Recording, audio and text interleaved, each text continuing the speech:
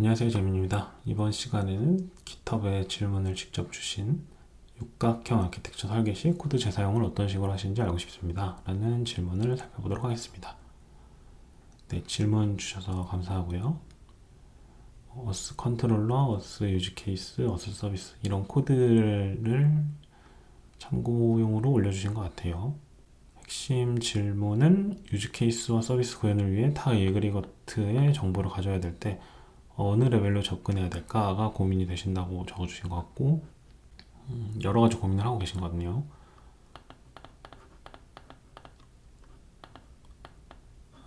생각을 적다 보니 유즈케이스 활용을 통해 재사용성을 높인 것처럼 말하지만 결국 구현체를 통으로 다시 만든 것이므로 재사용성이 떨어진다라고 생각도 하셨다고 합니다. 저도 이게 약간 공감이 가긴 하네요.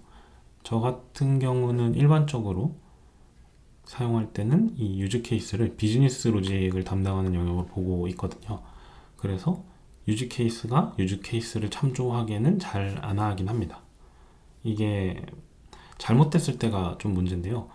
이 유즈 케이스가 참조하는 게 과해지면 이 순환 참조가 자연스럽게 생기는 경우가 있더라고요.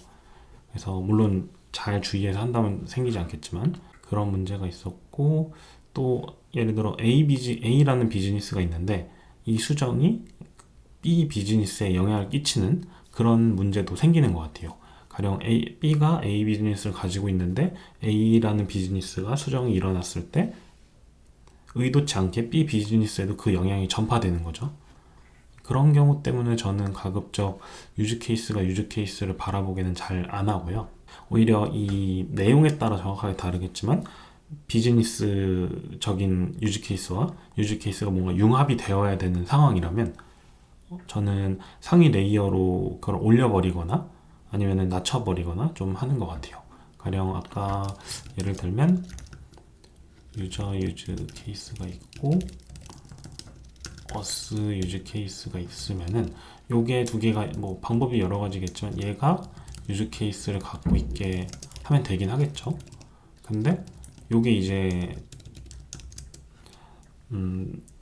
그렇게 잘못 사용됐다라고 할까요? 너무 막 그 참조를 늘려다 보면은 이제 이런 체이닝들이 생길 수 있거든요. 이렇게 되면 이제 참조가 서로 얼기설기 얽혀 있는 거기 때문에 저는 가급적 이것보다는, 물론 저렇게 써야 되는 상황도 있겠지만 가급적 이것보다는 가령 이런 유즈 케이스라고 붙이거나 아니면 여기에 뭐 래퍼라던가 퍼서드라던가 좀 다른 명칭을 사용을 해서 구분을 좀 짓는 것 같아요. 이게 비즈니스와 비즈니스 융합했다 뭐 이런 식으로 좀 하는 것 같습니다. 또 다른 방식으로는 이제 저는 보통 그 제가 블로그에 적었던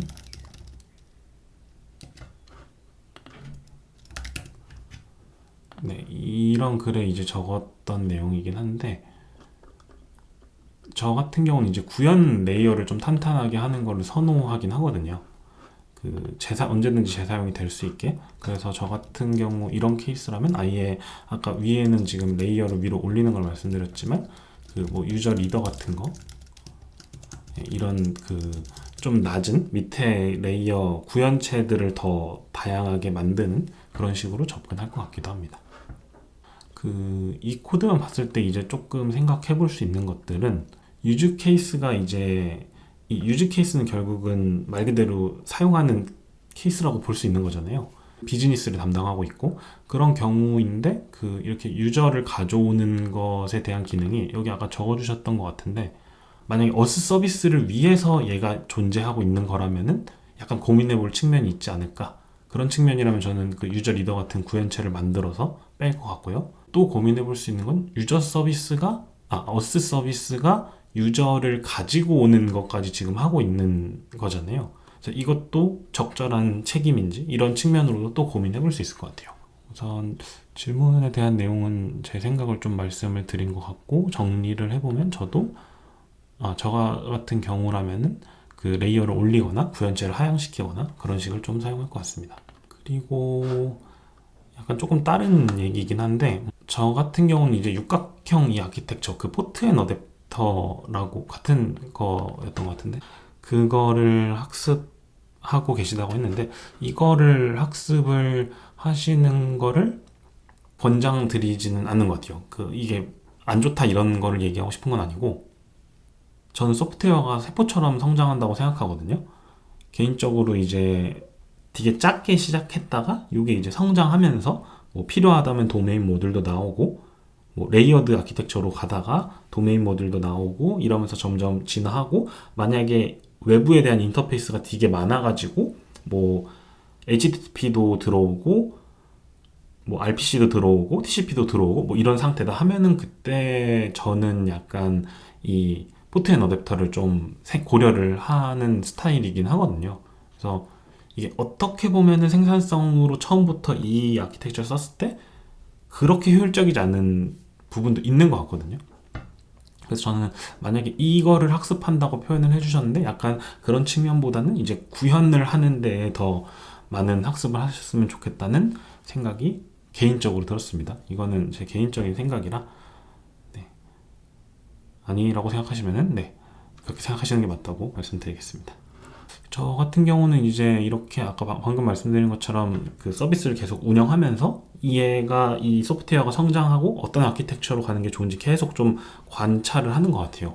그래서 아키텍처를 학습하시는 것도 당연히 도움이 되겠지만 이 구현에 대한 것을 더 많이 고민해 보시면은 이런 것도 이렇게 잘 이미 스스로 판단을 하고 계신 것 같지만 더 좋은 인사이트를 많이 얻으실 수 있을 것 같습니다. 네, 오늘은 이 정도로 하겠습니다. 봐주셔서 감사합니다.